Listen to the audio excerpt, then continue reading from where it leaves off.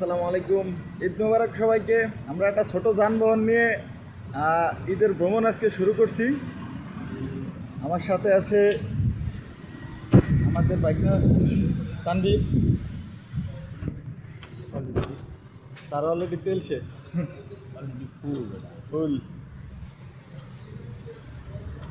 ছেলেটি আসলে লজ্জায় কথা বলতে পারতেছে না, আমি জোর করে তাকে সামনে নিয়ে আসছি কথা বলার জন্য। এই দেখেন, তার মুখের দিকে তাকালে বুঝতে পারবেন যে সে লজ্জা পাচ্ছে। যাই হোক, যারা তানভীরকে চিনেন তারা সবাই জানেন তানভীর অত্যন্ত লাজুক একটি ছেলে, আবার মিটি মিটি হাসি দেয়। আমার আজকে সারাদিন সে আমাকে পার্সোনাল ড্রাইভার, আজকে সারাদিন আমাকে ঘোরাবে। হ্যাঁ, অলরেডি সে ট্যাঙ্কি অন্য টাকায় অলরেডি সে ট্যাঙ্কি ফুল করে নিয়েছে। সমস্যা নেই, দেখা হবে বারবার। আল্লাহ হাফেজ, ঈদ মোবারক সবাইকে।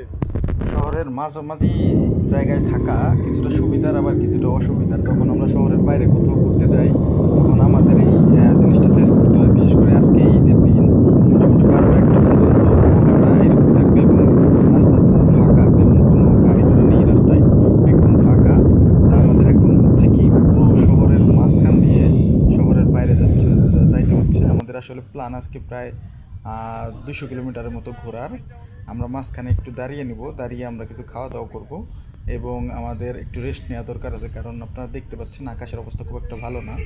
সো আমরা যেটা করব, আমাদের একটু রেস্ট নিতে হবে, কিছু কেনাকাটা করতে হবে, কিছু খাওয়া দাওয়া করতে হবে এবং আকাশে যা অবস্থা মেঘের, বৃষ্টি আসলে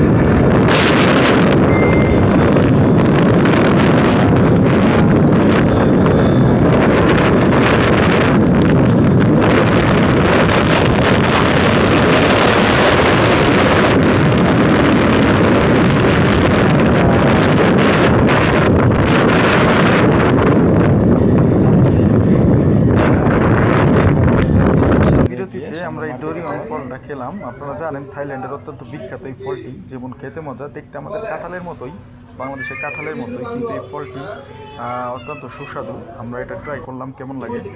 ধৈর্য ধরে আমাদের সাথে থাকার জন্য আপনাদের ধন্যবাদ। আমরা ইতিমধ্যে চলে এসেছি আমাদের গন্তব্যস্থানে। এখন আমাদের কাজ হলো এখানের স্থানীয় মানুষদের সাথে আমাদের ঈদটার ভাগাভাগি। আমরা এখান থেকে ধন্যবাদ আমাদের পাশে থাকার জন্য, সাথে থাকার জন্য।